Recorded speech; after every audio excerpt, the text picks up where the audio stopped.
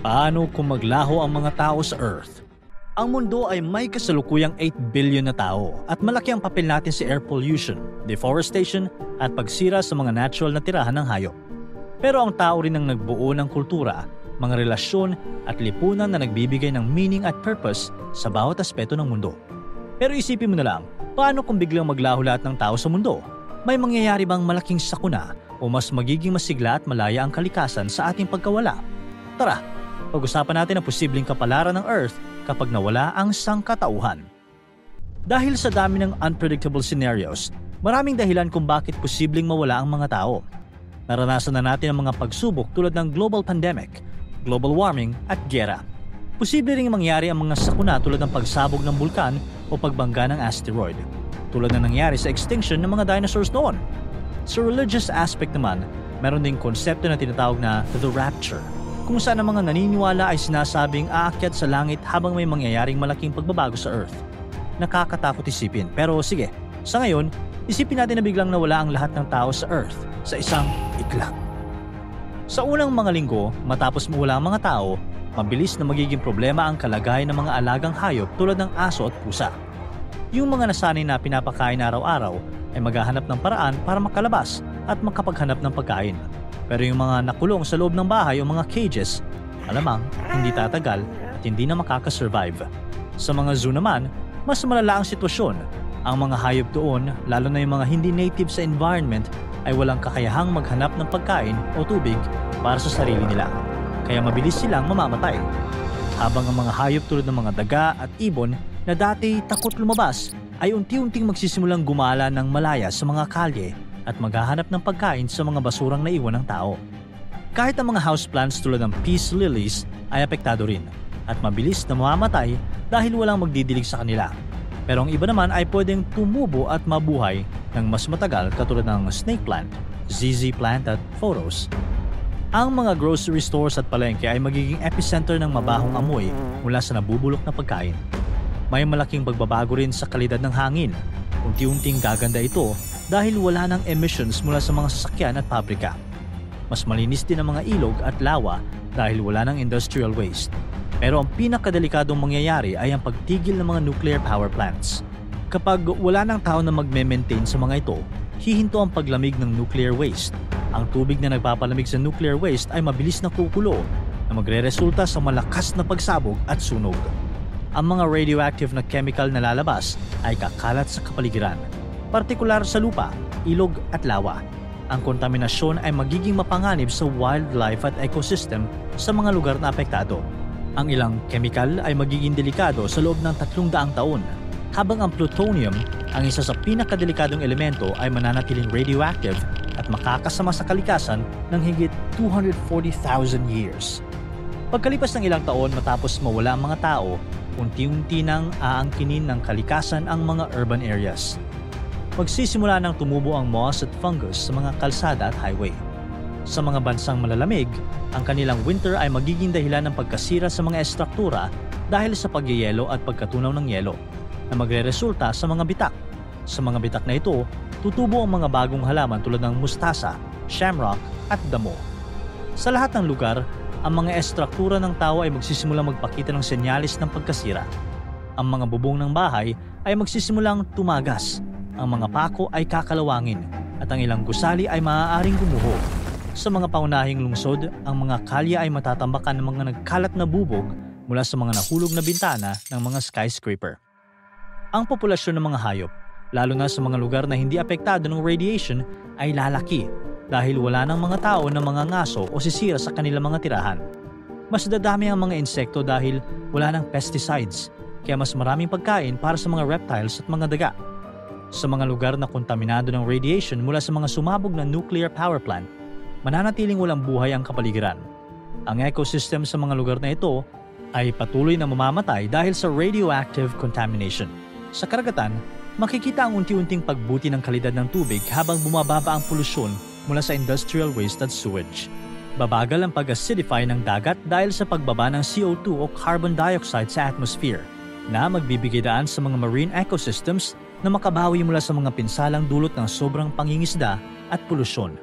Makikita ang mga isda at coral reefs na unti-unting nagre-recover, Pero hindi agad mawawala ang mga plastic at iba pang marine debris na patuloy na magiging problema. Ang pagbawas ng underwater noise pollution ay good news para sa mga marine animals na mas makakaramdam ng peaceful environment. Pero dahil walang tao na nagmamanman, dadami ang mga invasive species tulad ng lionfish. Ang pagdami nila ay pwedeng magdulot ng malaking pagbabago sa balanse ng dagat na maaaring magpahirap sa natural na pag-recover ng mga marine ecosystem. Pagkalipas ng 60 to 80 years, malaking pagbabago ang mangyayari sa mundo. Ang mga modern city ay babalik sa kalikasan at sasakupin ng kagubatan ng bawat sulok nito. Halimbawa, ang dating mataong Luneta Park ay magiging isang malawak na kagubatan.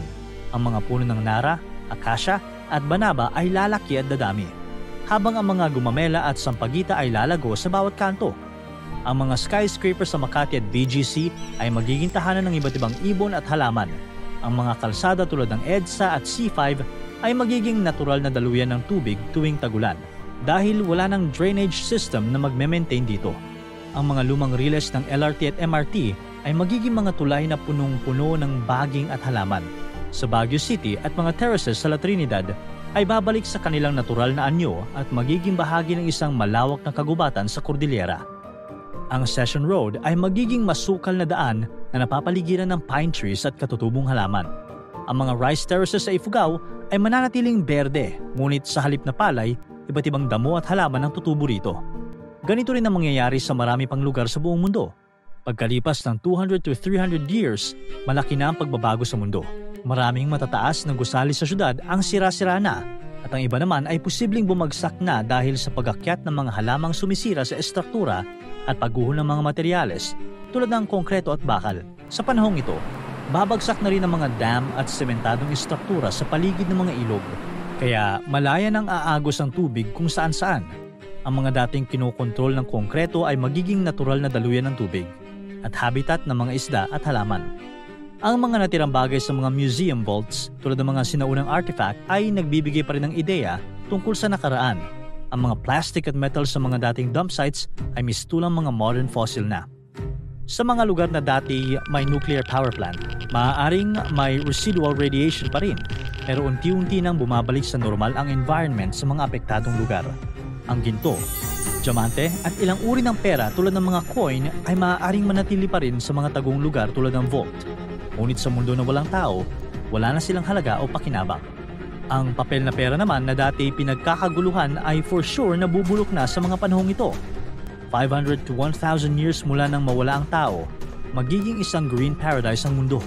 Ang mga skyscraper at modernong buildings ay matatakpan na ng makakapal na kagubatan, habang ang mga daan ay magiging mga ilog at lawa.